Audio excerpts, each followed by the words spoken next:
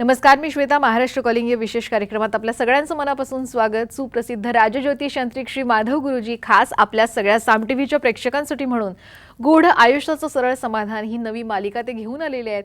यामध्ये आज आपण आयुष्यामध्ये दुःखाचं महत्त्वाचं कारण असणाऱ्या दोन महत्त्वाच्या गोष्टी ते म्हणजेच गृह कलह आणि व्यसनाधीनता याविषयी आज आपण चर्चा करणार आहोत. काय आहे त्यामागची नेमकी कारणं, ज्योतिषशास्त्रामध्ये नेमकी काय उपाय सांगितलेले आहेत या विषयावरच आज गुरुजींचं मार्गदर्शन आपल्याला लाभणार आहे. तर चर्चेला सुरुवात करण्याआधी सगळ्यात आधी स्टुडिओमध्ये गुरुजी आलेले आहेत, त्यांचं स्वागत करूयात. नमस्कार गुरुजी. साईराम. आदेश. यानंतर गुरुजींची ओळख मी आपल्याला करून देऊ इच्छिते. गुरुजींबद्दल बोलायचं झालं तर श्री माधव गुरुजी यांनी शुक्राचार्य ॲस्ट्रॉलॉजी सेंटर दिल्ली मार्फत त्यांनी ज्योतिषशास्त्रांचा विविध शाखांचा तब्बल 16 वर्षांचा अभ्यासक्रम पूर्ण करत राजज्योतिष यांत्रिक ही पदवी संपादित केली आहे. हा प्रदीर्घ अभ्यासक्रम पूर्ण केलेले महाराष्ट्रामध्ये आजच्या घडीला फक्त 7 जण असून त्यांच्या घराण्याला ज्योतिष विद्याशास्त्राची 7 पिढ्यांची परंपरा आहे आणि श्री माधव गुरुजी हे 7वे वंशज असून हे कार्य आणि घराण्याची ज्योतिषशास्त्राची परंपरा ते खूप छान पद्धतीने पुढे चालवतात. तसंच श्री माधव गुरुजी हे कायद्याचे पदवीधर सुद्धा आहेत. प्रतिभा ॲस्ट्रॉलॉजी सेंटर हे पनवेल आणि दादर इथे स्थित असून श्री माधव गुरुजी या दोन्ही सेंटरमध्ये आपली सेवा पुरवत असतात. श्री माधव गुरुजींना भेटण्यासाठी आपण पनवेल या सेंटरवर सोमवार ते शुक्रवार या दिवशी तर प्रत्येक शनिवारी आणि रविवारी शिवाजी पार्क दादर इथं आपण गुरुजींना भेटू शकता. आणखीन एक गोष्ट आवर्जून मला इथे सांगायची ती म्हणजे श्री माधव गुरुजी यांचं मार्गदर्शन आता पुण्याला सुद्धा आपल्याला लाभणार आहे. ऑगस्ट महिन्याच्या 20, 21, 22 या 3 दिवसांमध्ये श्री माधव गुरुजी हे पुण्यामध्ये कन्सल्टेशनसाठी तुम्हाला भेटणार आहेत. तर ज्यांना कोणाला श्री माधव गुरुजी यांना भेटायचं असेल त्यांनी खाली जो नंबर दिलेला आहे यावर नक्कीच कॉल करा आणि आपली अपॉइंटमेंट बुक करू शकता. याशिवाय गिरनार यात्रा, दत्तपीठ, नर्मदा परिक्रमा, चारधाम यात्रा अशा धार्मिक यात्रा श्री माधव गुरुजी नियोजित करत असतात. तर आपण सुद्धा या यात्रांचा लाभ घेऊ शकता. स्वतः श्री माधव गुरुजी यांच्यासोबत आत्मिक साधनेसहित तुम्ही धार्मिक यात्रेचा लाभ घेऊ शकता. यासाठी खाली जो नंबर दिलाय त्वरित या नंबरवर कॉल करा आणि नक्कीच आजच तुमची सीट सुद्धा बुक करू शकता. यानंतर चला चर्चेकडे वळणार आहोतच. गुरुजी खरं तर महत्त्वाचा विषय आहे गृह कलह आणि व्यसनाधीनता. प्रत्येकाच्या आयुष्यात कुठे ना कुठेतरी याच्यामुळे प्रत्येकजण त्रस्त आहे. तर प्रश्न साधारण असा विचारायचा की गृह कलह आणि व्यसनाधीनता या बाबी या कुठल्याही व्यक्तीचा स्वभाव, ग्रहस्थिती, परिस्थिती नेमकं कशावर अवलंबून असतं? समाजामध्ये आपण आज ज्यावेळेला वावरतो किंवा समाजामध्ये आपण बघतो त्यावेळेला प्रामुख्याने ही एक समस्या बनत चाललेली आहे की घराघरामध्ये म्हणजे की गृहकलश हा असतोच. म्हणजे की सगळेजण येताना सांगतात गुरुजी इतकं समाधान आहे तुम्हाला काय सांगू, पण एक दिवस असं जात नाही की घरामध्ये भांडं लागलं नाही. म्हणजे काय ना काय निमित्ताने वादविवाद होतातच. म्हणजे आणि दुसरं म्हणजे की असं असतं की सगळं चांगलं आहे, सर्व्हिस व्यवस्थित आहे, घरी संसार चांगला आहे, अगदी म्हणतात तसं सगळी सुखं आहेत, पण ती सुख असताना व्यसनाधीनता की केवळ त्या व्यसनामध्ये खूप सारे प्रॉब्लेम घरामध्ये होत आहेत की घरामध्ये शांतता राहत नाही आहे किंवा घरामध्ये पूर्णपणे कलह त्या गोष्टीमध्ये निर्माण होतो आहे.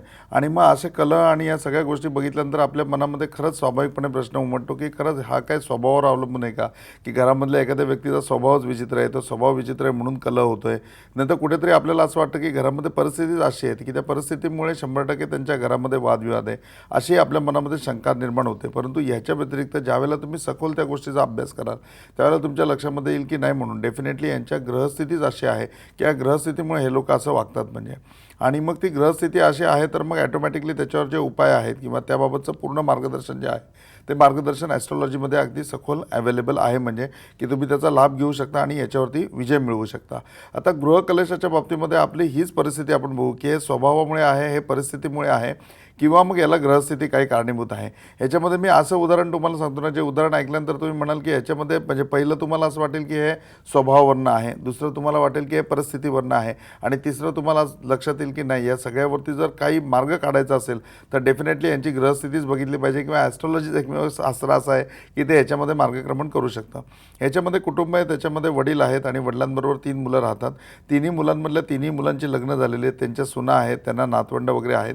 हे पोलीस खात्यामध्ये चांगल्या अधिकारी पदावरती म्हणजे API वगैरे पदावरती जाऊन ते रिटायर झाले आणि रिटायर झाल्याच्या नंतर ते शेवटच्या कालावधीमध्ये असताना म्हणजे 58व्या वर्षी रिटायरमेंट होते तर 56व्या वर्षी त्यांची मिसेस वारली. म्हणजे आणि मिसेस वारल्यानंतर तिचं सगळं कर्म संपून 58व्या वर्षी रेग्युलर ते रिटायर झाले. आता रिटायर होऊन ज्यावेळेला ते बाहेर पडले, त्यांची रिटायरमेंट झाली कंप्लीट, त्याच्यानंतर यांनी ठरवलं की आपण विवाह करायचा. तर डेफिनेटली विवाह करायचा तर आज संपूर्ण याच्याप्रमाणे डिसिप्लिनमध्ये राहिलेला माणूस, त्याला सगळं मदत करायला वगैरे त्यांनी विवाह करणं जास्त आहे, म्हणजे कुणाचीच त्याच्याबद्दल काही हरकत नव्हती. परंतु तो विवाह करत असताना त्यांनी विवाह केला, तिचं वय 29 वर्ष, ज्या मुलीबरोबर त्यांनी विवाह केला आहे.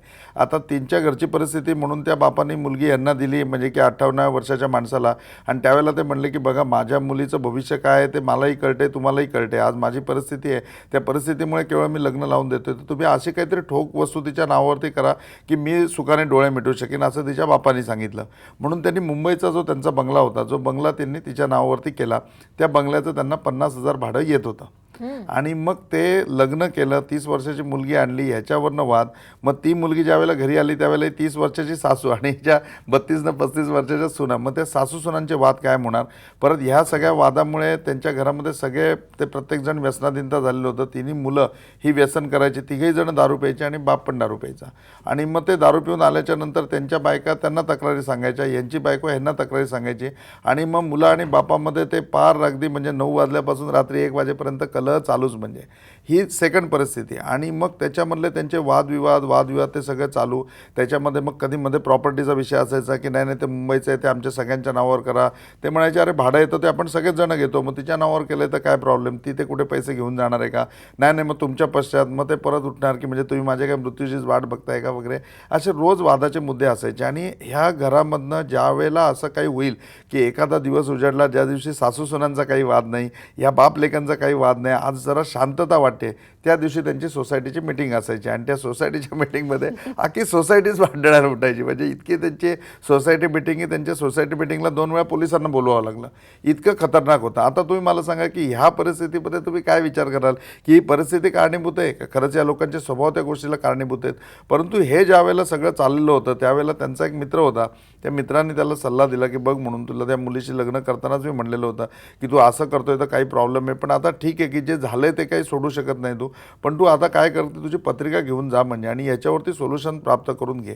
मग ज्यावेळेला ते ॲस्ट्रॉलॉजीमध्ये आले आणि मग ज्यावेळेला आपल्याला भेटले त्यावेळेला या सगळा घटनाक्रम ऐकल्यानंतर त्यांना मी अजून एक थोडीशी म्हणजे की हे सांगितलं की तुम्ही रात्री झोपताना एक सुपारी उशाखाली ठेवा आणि ती सुपारी मला आणून दाखवा म्हणून. कारण जर एवढा वादविवाद सगळा होतोय आणि त्यांनी सगळ्यापर्यंत सांगितलं की घरामध्ये रोज कलह 100% होणारच, आम्ही सगळे शांत राहिलो तर आमच्या शेजारच्या बरोबर वादविवाद होतात, आणि अक्का नसेल तर आमच्या सोसायटीची मिटिंग असते त्यात तर पार म्हणजे की अगदी रणकुंदच होतं. म्हणून इथपर्यंत सगळं सांगितल्यानंतर त्यांना मी सुपारी आणायला सांगितली आणि त्या सुपारीवरनं मला यथार्थ मार्गदर्शन त्यांना करता आलं. आणि त्याच्यानंतर आजची पोझिशन अशी आहे की ते सगळेजण सेपरेट झालेत, म्हणजे की त्यांची तिन्ही मुलं आहेत ती सेपरेट झालेत, ते सेपरेट राहतात, सगळ्यांना इन्कम आहे आणि कुणाचाही वादविवाद नाही, सणासुवेराला सगळेजण एकत्र येतात आणि सेलिब्रेशन करतात. तर हा महत्त्वाचा मुद्दा आहे की ह्याच्यामध्ये ज्यावेळेला गृहकलह तुमच्या बाबतीमध्ये होत आहे तर निश्चित याच्या पलीकडे काही कारण आहे, ते कारणाचा शोध तुम्ही घेतला पाहिजे. आणि तो शोध तुमचा पुरा झाला, त्याच्यावरती उपाय जो आहे तो केला तर 100% याच्यामध्ये फरक तुम्हाला पडतो. दुसरं एक उदाहरण याच्यामध्ये सांगावंसं वाटेल व्यसनाधीनच्या बाबतीमध्ये, की एक आहे ना बँक मॅनेजर आहे आणि बँक मॅनेजर चांगल्या पोस्टवर वगैरे सगळं असताना त्याची कंप्लेंट अशी येते की तो ट्रेननी जर्नी करतोय म्हणजे, आणि ट्रेननी जर्नी करत असताना एक दिवस तो आईला म्हणलं की अरे माझी सोन्याची रिंगच हरवली. तर रिंग हरवली सोन्याची, तर ती आई मोठी चमत्कारिक झाली, कशी काय हरवली म्हणलं नाही गं गाडीमध्ये कुठे पडली वगैरे मला काही कळलंच नाही. त्याच्यानंतर 1 महिना नाही गेला तर पुढच्या महिन्यामध्ये ह्याची चेन मारली गेली. आणि मी गाडीतून प्रवास करतो तर काय माहिती ट्रेनमध्ये कोणीतरी चेनच मारली माझी. मग त्याच्या आईला थोडी शंका वाटायला लागली की नाही याच्या पाठीमागे काय लागलं हे, म्हणून ती पत्रिका बघायला आली. आणि पत्रिका बघायला आली, मला पत्रिका वगैरे दाखवली, म्हणले की आता परिचयाचे असल्यामुळे गुरुजी वगैरे असले, म्हणले माधव अरे बघ, म्हणजे तेही माझ्याच वयाचे होते म्हणजे आणि त्यांच्या मुलाच्या वयाचाच मी आहे, त्यामुळे माधव बघ ना याच्या बाबतीत काय असं होतं आणि असं तसं. मी म्हटलं काय झालं म्हणजे नोकरीत काही प्रॉब्लेम आहे का, म्हणजे नाही नोकरीमध्ये वगैरे काही प्रॉब्लेम नाही, याची चेन मारली गेली त्यानंतर म्हणजे की याची रिंग मारली गेली. तर मी म्हटलं की रोजचा प्रवास करण्याच्या माणसाच्या बाबतीत कधीच असं होत नाही, म्हणजे की जर्नी असं होतं म्हणजे रेल्वे प्रवासामध्ये चेन बिन मारली जाते, पण जे हॅबिच्युअल आहे रोजचा प्रवास करणारे त्या लोकांच्या बाबतीत असं घडत नाही म्हणून. आणि पत्रिका बघितली, त्या पत्रिकेमध्ये कुठेही असा योग जाणवला नाही की याची काही छोटी मोठी चोरी झाली असेल. तर मी त्यांना म्हटलं की नाही म्हणून तुम्हाला काही रॉंग इन्फॉर्मेशन मिळते म्हणून तुम्ही नीट चौकशी करा, ह्याच्या मिसेसला विचारा काही ना काही भानगड आहे म्हणजे, आणि माझ्याप्रमाणे माहितीप्रमाणे या सगळ्या वस्तूंवर यांनी काहीतरी व्यवहार केला आहे. मग त्या म्हणल्या नाही रे असं कसं शक्य आहे, माझ्यासमोर आहे सगळ्या गोष्टी वगैरे हे ते. मग त्याच्या घरी जाऊन त्या मिसेसशी ज्यावेळेला त्याच्या बोलल्या त्यावेळेला त्याची मिसेस म्हणली की तुम्ही एकदा नीट ऐका आणि तुमच्या मुलाला समजून घ्या, तुमचा मुलगा प्रचंड दारू प्यायला लागलेला आहे, त्याचा घरामध्ये स्मेल वगैरे येत नाही किंवा तुमच्या तो वाटेला तेवढा येत नाही म्हणजे, परंतु तो सकाळ दुपार संध्याकाळ प्यायलेला असतो आणि त्या गोष्टीमुळे आपली इतकी परिस्थिती डाऊन आहे की त्याचा पगार अख्खा तो त्याच्यामध्ये संपवतो, जो काही पगार त्याच्या हातात येतो तो उदाऱ्या पादारा ज्या त्यांनी केलेल्या असतात, जे काही त्यांनी म्हणजे उदार उसनवारी केली असते ह्याच्या त्याच्याकडनं ती निसरण्यामध्ये पगार जातो आणि माझा पगार जो आहे तो घेतलेले कर्जांचे हप्ते फेडण्यामध्ये जातो. संध्याकाळची भाजी आणायला सुद्धा घरामध्ये पैसे नसतात. जर आपण जे काही खातोय ते तुमच्या पेन्शनवरच खातोय, तुम्हाला माहिती नसेल तर सांगते म्हणून. आणि त्या ऐकल्यानंतर त्या एवढ्या हबकल्या. मग त्यांनी त्याची पुन्हा पत्रिका मला आणून दाखवली, त्याला स्वतःला घेऊन आलं, त्यांनी स्वतः कबूलही केलं की नाही हे व्यसनामध्ये सगळं चाललेलं आहे. आणि मग त्या व्यसनाधीनतेवरती आम्ही पूर्णपणे त्याचे जे काही उपाय आहेत ते उपाय केले. त्याच्यानंतर तो त्या व्यसनातून बाहेर पडला आणि आता सगळं आलबेल चालू आहे. हा विषय आहे, हा खूप गहन आहे आणि याच्यामधली जिथपर्यंत तुम्हाला माहिती करून घेता येत नाही तोपर्यंत तुमचं हे असंच चालू राहणार आहे. ज्यावेळेला तुम्ही याच्यावरती माहिती किंवा ज्ञान प्राप्त करून घ्याल, डेफिनेटली त्याच्यावरती उपाय पण तुम्हाला माहिती होतील आणि या समस्येमधनं पण तुम्ही बाहेर पडू शकाल. नाही, नक्कीच. पण मग या सगळ्या समस्यांकडे एक वास्तुशास्त्राच्या माध्यमातून तुम्ही पाहता की कुंडलीच्या आधारे पाहता? आता आहे ना, म्हणजे की ॲस्ट्रॉलॉजीमध्ये इतकं हॅबिच्युअल झालं आहे की माणूस आला आणि मग त्यांनी बोलायला सुरुवात केली ना की लगेच समजतं की याचा प्रॉब्लेम वास्तुशास्त्राच्या रिलेटेड आहे का याचा प्रॉब्लेम कुंडलीशास्त्राच्या रिलेटेड आहे. कारण तो माणूसच असं सांगत येतो, अहो काय सांगायचं गुरुजी, घरामध्ये ना अजिबात शांतता म्हणून नाही, इतके वादविवाद घरामध्ये चालू असतात, मुलांचे वादविवाद, आमचे वादविवाद. आणि मग त्याच्यामधनं त्यांनी सांगितलं की लगेच लक्षात येतं की याच्या घरामध्ये आता काय प्रॉब्लेम चालू आहे. आणि तोच जर वास्तुशास्त्राच्या रिलेटेड असेल ना तर त्या माणसाचं टोनिंग पूर्ण वेगळं असतं. काय सांगायचं गुरुजी, आजकाल आहे ना अजिबात घरात फ्रेशच वाटत नाही. हे आजकाल शब्द आला की आपण 100% समजायचं की ही समस्या आत्ता चालू झाली आहे. अगोदर तो सॅटिस्फाय होता, अगोदर तो व्यवस्थित होता. मग त्याला पहिला प्रश्न विचारायचा की आपण घरामध्ये काय बदल केला का? तो म्हणतो हां, आता आपण नवीन घरी राहायला आलो, आपण इकडे इकडे राहायला आलो. अरे वा, मग फर्निचर वगैरे काय केलं का? कधी कधी असं असतं की एखाद्या माणसाने घर चेंज नसतं केलं पण घर रिनोव्हेट केलेलं असतं. मग रिनोव्हेट केलेलं असताना त्यांनी किचन बदललेलं असतं किंवा बेडरूम बदललेली असते, झोपण्याची डायरेक्शन बदलली असते किंवा घरामधल्या काही वस्तू बदलल्या असतात. तर या गोष्टींमुळे त्याचा इफेक्ट पूर्णपणे होतो. म्हणजे तर त्यांच्या बोलण्यावरनं ती गोष्ट लक्षात येते, त्याच्या समस्यावरनं लक्षात येते की काय आहे, म्हणजे की डेफिनेटली कुठल्या बाबतीमध्ये याला त्रास होतो आहे. आणि ह्याच गोष्टीचा इफेक्ट 100% व्यसनाच्या बाबतीमध्ये होतो. कधी कधी असं होतं, एखाद्या चांगल्या वास्तूमध्ये राहायला आल्यानंतर वर्षानुवर्ष चालू असलेलं व्यसन माणसाचं सुटतं. आणि काही काही ठिकाणी असं होतं की आल्यानंतर इतकी प्रायव्हसी आहे त्या घरामध्ये की त्याच्यानंतर हा विनाकारण व्यसन करायला लागला आणि मग तो व्यसनाधीनता झाला.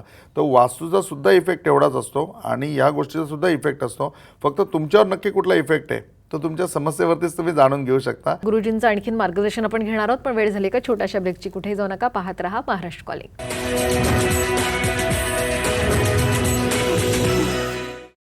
ब्रेकनंतर महाराष्ट्र कॉलिंगमध्ये पुन्हा एकदा आपल्या सगळ्यांचं मनापासून स्वागत. गूढ आयुष्याचं सरळ समाधान, याच्यामध्ये गृह कलह आणि व्यसनाधीनता याविषयी आज आपण जाणून घेतोय. सुप्रसिद्ध राजज्योतिषांत्रिक श्री माधव गुरुजी आपल्याला मार्गदर्शन करतायत.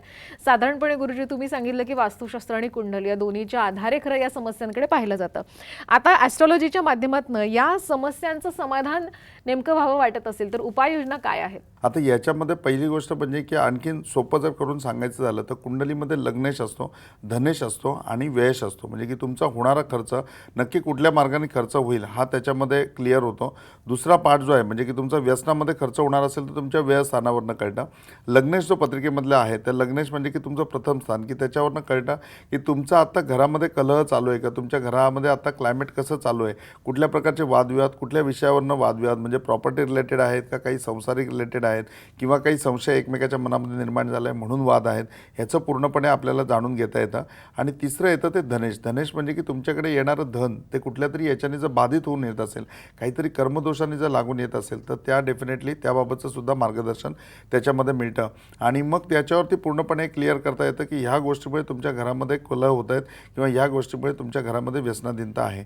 कधी कधी परिवार खूप चांगला असतो, आईवडील खूप सज्जन असतात, खूप चांगल्या ठिकाणी नोकरीला असतात आणि त्यांना त्यांचं नोकरी व्यवसाय सगळं सांभाळत असताना, त्यांनी एक आर्थिक परिस्थिती, एक आर्थिक स्वप्न साकारत असताना, मुलांना जास्तीत जास्त सुविधा देण्याच्या म्हणजे की मनामध्ये असताना, स्वप्नामध्ये असताना, ते एक एक एक एक साकारत असताना वेळ मुलांना देता येत नाही आणि त्यामुळे मुलांकडे दुर्लक्ष होऊन मुलं व्यसनाधीन बनतात. आणि मग ती मुलं ज्यावेळेला व्यसनाधीन बनतात त्यावेळेला त्यांच्या व्यसनापासून बाहेर नेण्याकरता, त्यांना त्याच्यामधनं व्यसनाधीनता सोडण्याकरता उपाय हवे असतात. आणि मग त्यावेळेला त्यांना प्रश्न पडतो की आम्ही कुठे कमी पडलो का, आणि तेच उलटे त्याच्यामध्ये खचतात आणि त्या कारणामुळे त्यांचे वादविवाद चालू होतात. तर अशा वेळेला असं कुठलंही मिसअंडरस्टँडिंग न करता तुम्ही पूर्णपणे ॲस्ट्रॉलॉजीमध्ये या, हे जाणून घ्या. कदाचित एखादं कारण त्याच्यामधलं असं असेल की जे खूप सोपं असेल की ते क्लिअर केल्याच्या नंतर तुमची व्यसनाधीनता निघून जाईल. एकदा व्यसनाधीनता निघून गेल्यानंतर तुमच्या घरातले कलह पण पूर्णपणे मिटून जातील. वास्तूच्या बाबतीमध्ये नियमन बघाल तर वास्तूच्या नियमनाबाबतीत सुद्धा असं आहे की तुम्ही एखादी नुसतं म्हणजे की लोटी जर आग्नेय कोणामध्ये भरून ठेवली तर त्या आग्नेय कोणामध्ये पाण्याची लोटी सकाळी भरून ठेवली तर संध्याकाळपर्यंत वाजेपर्यंत घरामध्ये कलह आटळे की 100% होणारच. आणि याच्या अगोदर खरोखरी आपलं लाईफ एकदम ओके होतं. लोक म्हणतात ना, भाड्याच्या घरामध्ये होतो, इतका सुखी होतो ना की आमचं वर्षानुवर्ष भांडण झालेलं आठवत नाही. आणि या घरामध्ये राहायला आलो अजून वर्ष पुरं होत नाही, पण एकही दिवस असा आठवत नाही की आम्ही भांडण केल्याशिवाय राहिलो असो. तर हा असा ज्यावेळेला फरक जाणवतो त्यावेळेला डेफिनेटली तुम्ही ॲस्ट्रॉलॉजीमधनं मार्गदर्शन घेतलं पाहिजे. तर वास्तूमध्ये तुम्ही काय बदल करायला पाहिजे तोही आम्ही तुम्हाला सांगू, किंवा त्या ठिकाणी काही यंत्र वगैरे लावून त्याच्यावरती जे काही समाधान असेल ते समाधान पण डेफिनेटली तुम्हाला प्राप्त होऊ शकतं. नक्कीच. पण ॲस्ट्रॉलॉजीच्या माध्यमातून खरं उपाययोजना केल्या, अगदी 100% त्यांना रिझल्ट मिळाला, अशी काही उदाहरणं एक माहितीसाठी सांगू शकता का? 100% मॅडम सांगू शकतो. पहिलं उदाहरणाच्या याच्यामध्ये ना, म्हणजे की एक सामान्य माणूस होता आणि व्यवसाय कारभार वगैरे सगळं त्याचं म्हणजे की अगदी असं नॉर्मल, म्हणजे एजन्सी, की बाबा याची जमीन वगैरे विक, त्याला हे वगैरे विक. आणि असं करत असताना त्यांनी एक जमिनीचा मोठा तुकडा एका पार्टीला विकला. त्या पार्टीमध्ये प्लॉटिंग केलं आणि प्लॉटिंग करताना ते प्लॉटसुद्धा त्यांनी त्याच्याच पार्टीला विकून दिले. म्हणजे की ह्यांनी जमीन पण घेऊन दिली आणि पुन्हा प्लॉटिंग झाल्यानंतर ह्यांनीच ते विकून वगैरे दिले. त्यामुळे मग तिथलं सगळं सुपरवायझर त्यालाच नेमलं गेलं. आणि मग सुपरवायझर नेमल्यानंतर याच्या लाईफमध्ये पैसे आल्याच्या नंतर यांनी संपूर्ण ते प्लॉटिंग, त्या लोकांचं बांधकाम, त्यांना कॉन्ट्रॅक्टर दे, त्यांचा सगळा हिशोब टिशोब सगळं हा बघायचा. त्याच्यामुळे ते ह्याला शेट म्हणायचे की अरे शेट कुठे आहेत, शेट कुठे आहेत. मग नंतर ती लोकं राहायला आली. आता त्यांनी वीकेंडला घर घेतलेलं होतं त्यामुळे ते एन्जॉय करायला यायचे. मग आल्यानंतर डेफिनेटली त्यांची सगळी व्यसनं, मग सिगरेट आली, दारू आली. मग ते ह्याला बोलवायचे, अरे शेट तुम्ही पण या पार्टीला. मग शेट पण पार्टीला जायला लागले आणि घेणं न देणं नसताना दर शनिवार रविवारी हा सिगरेट आणि दारू प्यायला लागला. त्याच्यानंतर 5 दिवस ते त्यांच्या कामाला निघून जायचे. ते 5 दिवस काही घ्यायचे नाही, पण ह्याला उगाचच ते हॅबिच्युअल झालं. हा रोज घ्यायला लागला आणि त्याच्यामुळे ते सगळे पैसे वगैरे पण संपले आणि इतकी परिस्थिती डाऊन झाली. ती डाऊन परिस्थिती झाल्याच्या नंतर ते भेटायला आले. माझ्याकडे अशी काय ग्रहस्थिती खराब आहे? म्हटलं ग्रहस्थिती खराब नाही, तुमची संगती चुकलेली आहे, बाकी दुसरं काहीही नाही. म्हटलं तुमची ग्रह आणि तुमची पत्रिका खरंच चांगलं आहे. तुम्ही सर्वात पहिली गोष्ट म्हणजे ही संगत बदला. तुम्ही इकडे जे राहताय ना, तुम्ही दुसरीकडे राहायला जा. मग त्यांनी दुसऱ्या शेतावरती ते राहायला गेले. शेतावरती राहायला गेल्याच्या नंतर जसा या लोकांशी संपर्क कमी झाला, तो माणूस ॲटोमॅटिक 1 महिन्यामध्ये सगळ्या व्यसनामधनं बाहेर पडला. पुन्हा जमिनीचे व्यवहार चालू झाले, त्याच्यामधनं 2 पैसे मिळायला लागले, पुन्हा परिस्थिती सुधारली. म्हणजे या सगळ्या गोष्टी होतात, फक्त त्याच्यामधनं बाहेर पडायला पाहिजे. आता एवढ्या ह्याच्यामध्ये ते स्वतः मला सांगत होते की नाही नाही, तुम्ही मला तरी काहीतरी वस्तू द्या. ह्याच्यामध्ये गणेश रुद्राक्ष आम्ही त्यांना दिलेला होता की जो मंगलमय आणि ऊर्जा प्रदान करणारा असतो. तो परिधान केला आणि तो परिधान केल्यानंतर डेफिनेटली त्यांना एक अशी स्वतःची शिरप आली की नाही, आपण रुद्राक्ष घातले, आता आपण व्यसन करायचं नाही. आणि ते त्याच्यामधनं बाहेर पडले. आता आग्नेयचं मी तुम्हाला उदाहरण सांगितलं की आग्नेयमध्ये पाण्याची जर म्हणजे की तुम्ही एक लोटी जरी भरून ठेवली तरी संध्याकाळपर्यंत भांडण आटळे. आमच्या HDFC बँकेची जी ब्रँच आहे त्या ब्रँचमध्ये आग्नेयमध्येच पाण्याची टाकी लावली. त्यामुळे रोज बँकेमध्ये इतके वाद, इतके विवाद की काय विचारू नका. मग इथे ज्यावेळेला नवीन मॅनेजर आला त्या मॅनेजरनी बघितलं की या वास्तूमध्ये काहीतरी प्रॉब्लेम आहे. आणि जस्ट आम्ही बँकेमध्ये आलो, तोही माझ्याबरोबर आला आणि आम्ही पूर्ण ब्रँच फिरलो. त्यावेळेला मी त्याला पाण्याची टाकी दाखवली की ही पूर्णपणे आग्नेयमध्ये आहे, ही पाण्याची टाकी तू हलव, मग काही प्रॉब्लेम येणार नाही. मग त्याप्रमाणे त्यांनी इमिजिएटली पाण्याची टाकी तिकडनं हलवली. ती हलवल्यानंतर आज म्हणजे की इतकी कूल बँक चालू आहे की कुठलाही प्रॉब्लेम त्या ठिकाणी त्या ब्रँचमध्ये येत नाही आहे. म्हणजे वादविवाद आणि याचा येत होता तसा. ह्याच्यामध्ये आणखीन एक इंटरेस्टेड उदाहरण सांगता येईल, ती म्हणजे की डिवोर्सची एक केस आलेली होती. आणि ते नवरा बायको बघाल तर त्यांचं लव्ह मॅरेज होतं. ते डिवोर्स घ्यायला आले, ते सांगायला सुद्धा ते हसत आले की आम्हाला डिवोर्स घ्यायचा आहे म्हणून. कशाकरता डिवोर्स घेत आहे? तुमच्यामध्ये काय वादविवाद आहेत का? नाही. मग घरी काय वादविवाद होतात का? सासू सुनामध्ये काय का? तर म्हणले काही वाद नाही. म्हणले मग वाद कशामध्ये होतात? तर वाद म्हणजे की म्हणजे नणंद आणि भाऊजाईचा तो वाद होता. म्हणजे त्याची बहीण आणि त्याची पत्नी या दोघांमध्ये ते वादविवाद इतके चालायचे की हिशोबाच्या पलीकडे, की तो शेवटी कंटाळला. बहिणीला सांगून ती काही ऐकत नाही, तू बायकोचीच बाजू घेतो असं ती म्हणते. आणि बायकोची बाजू नाही घेतली तर बायको म्हणते की तुम्ही माझी बाजू घेत नाही, म्हणजे मी कुणाकडे बघायचं. मग त्याच्यावरती वेगळं राहायचं तर त्याला मान्य नाही. तो म्हणतो मी एकुलता एक मुलगा आहे, मी आईवडिलांना सोडून वेगळं राहणार नाही. आईवडील त्याला सांगतात की तू वेगळं राहा, तरी तो म्हणला नाही, मी नाही वेगळं राहणार. हिला लग्न करून आज नाही तर उद्या बाहेर जाणार आहे ना, मी कशाला 2 वर्षाकरता बाहेर जाऊ, आणि मी नाही तुम्हाला सोडून जाणार, तुम्ही पाहिलं तर माझ्याबरोबर चला, हिला एकटीला राहू दे. ते तिला मान्य नव्हतं. मग अशा सगळ्या गडबडीमध्ये ते अडकलेले होते. आणि ते म्हणले की आमच्या वास्तूमध्ये काय प्रॉब्लेम आहे का? म्हणजे तुमच्या वास्तूमध्ये डेफिनेट प्रॉब्लेम नाही. तुमच्या त्या म्हणजे की बहिणीची मला पहिली पत्रिका दाखवा. आणि मी या नणंद भाऊजाईची पत्रिका बघितली तर पत्रिकेमध्ये गंमत अशी होती की ही मिथुन राशीची होती आणि तिची वृश्चिक राशी होती. म्हणजे यांच्या दोघांमध्ये षडाष्टक योग होता. तो षडाष्टक योग यांच्या दोघांमध्ये इतका प्रबळ होता की त्याच्यामुळे ते वादविवाद पूर्णपणे होतात. कधी कधी असं होतं होतं की फॅमिलीमध्ये एखादी नवीन व्यक्ती ज्यावेळेला आपल्या येते, म्हणजे की लग्न होऊन येते आणि किंवा अन्य कुठल्या कारणाने आपल्याला जॉईनिंग होते, त्याच्यावेळेला आपल्या घरातल्या एखाद्या व्यक्तीची जर त्याच्याबरोबर षडाष्टक होत असेल, मग कधी कधी ते मृत्यू षडाष्टक होत असतं, कधी कधी ते प्रीती षडाष्टक होत असतं, तर त्या व्यक्तीचा आणि त्या व्यक्तीचे वादविवाद होऊ शकतात. किंबहुना कधी एखादी व्यक्ती नवीन आल्यामुळे असंही होऊ शकतं की घरातल्या एखाद्या व्यक्तीच्या बाबतीमध्ये कंटिन्यू आजार पण चालू आहे किंवा काही त्रास होत आहेत. पण हे योग नक्की मृत्यू षडाष्टक आहेत का प्रीती षडाष्टक आहेत, हेही आपल्याला बघावं लागतं. आणि मग ज्यावेळेला प्रीती षडाष्टक योग आहेत तर त्याच्यावरती त्यांना पूर्णपणे आपण उपाययोजना सांगितली की तुम्ही ह्याप्रमाणे करा. एक स्वस्तिक नावाचं यंत्र दिलं की स्वस्तिक नावाचं यंत्र तिच्या रूममध्ये लावा. आता हे यंत्र जे आहे पूर्णपणे मांगल्य आणणारं यंत्र आहे. हे पूर्णपणे मांगल्य आणतं, पूर्णपणे ऊर्जा आणतं आणि भवतु सब मंगलम, की सगळीकडे मंगल राहावं, सगळीकडे आनंदमय वातावरण राहावं, अशा व्यवस्थेच्या पूर्णपणे उत्पन्न होतात. मग ते सिद्ध केलेलं स्वस्तिक यंत्र ज्यावेळेला तिच्या रूममध्ये लावलं, तिच्या रूममध्ये लावल्याच्या नंतर असं झालं की तिने मागण्यामध्ये काही बदल झाला नाही, पण तिने स्वतःची ट्रान्सफर करून घेतली. तिचं गुजरातला ऑफिस होतं, ती गुजरातला गेली आणि मग ती गुजरातला ट्रान्सफर करून झाल्याच्या नंतर घरामध्ये इतकी शांतता आणि इतकं व्यवस्थित वातावरण झालं की ते सगळे पूर्णपणे आनंदित झाले. तर अशा प्रकारची ही उदाहरणं आहेत की ज्याच्यामध्ये डेफिनेटली त्यांनी उपाय त्याच्यावरती जाणून घेतले. पहिली समस्या का निर्माण होते ते जाणून घेतलं आणि उपाय जाणून घेतल्यानंतर त्यांचं पूर्णपणे कल्याण झालं. तुम्हीही अशा कुठल्या समस्येमध्ये असाल तर डेफिनेट प्रतिभा ॲस्ट्रॉलॉजीमध्ये या. मी नक्की तुम्हाला चांगलं गाईडलाईन करेन की जे गाईडलाईन वापरून किंवा जे उपाय वापरून तुमच्या आयुष्याचं 100% कल्याण होईल. त्याचबरोबर आता श्रावण महिना चालू होतो आहे. आपण श्रावण महिन्यामध्ये ज्ञानदान करतो, तर आपण फ्री ऑफ कॉस्ट तुम्हाला पत्रिका बनवून देणार आहोत. तुमची पत्रिका म्हणजे तुमचं डिटेल्स जे काही डेट ऑफ बर्थ आणि टायमिंग आहे, तुमचा फोटो आणि बर्थ प्लेस एवढं तुम्ही मला व्हॉट्सअप केलं तर त्याची PDF बनवून मी तुम्हाला पाठवीन. त्याच्यावरती माझं ओपिनियनसुद्धा मी तुम्हाला पाठवीन आणि त्याच्या आधारे तुम्ही तुमची आणखीन ॲस्ट्रॉलॉजी आणि तुमच्या स्वतःबद्दलची ओळख प्राप्त करून घेऊ शकता. तुमच्या आयुष्यामध्ये विजय प्राप्त करून घेऊ शकता. अजून श्रावणामध्ये एक सुवर्ण संधी म्हणजे की श्रावणामध्ये ज्ञानदान करायच्या हिशोबाने रोजचा 20 मिनिटाचा सत्संग असतो. तो ऑनलाईन सत्संग आमच्या प्रतिभा ॲस्ट्रॉलॉजी रिसर्च सेंटर या चॅनलवरती अवेलेबल आहे. तुम्ही तो चॅनलवरती सबस्क्रायबर व्हा की डेफिनेटली तो तुम्हाला फ्री ऑफ कॉस्ट बघता येईल.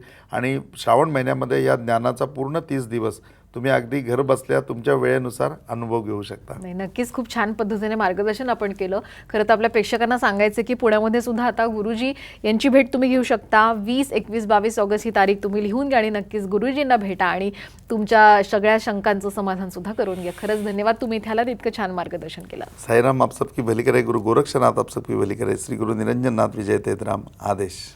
नक्कीच महाराष्ट्र कॉलिंगमध्ये वेळ झाली इथेच थांबण्याची. आपण कुठेही जाऊ नका, पाहत रहा साम TV.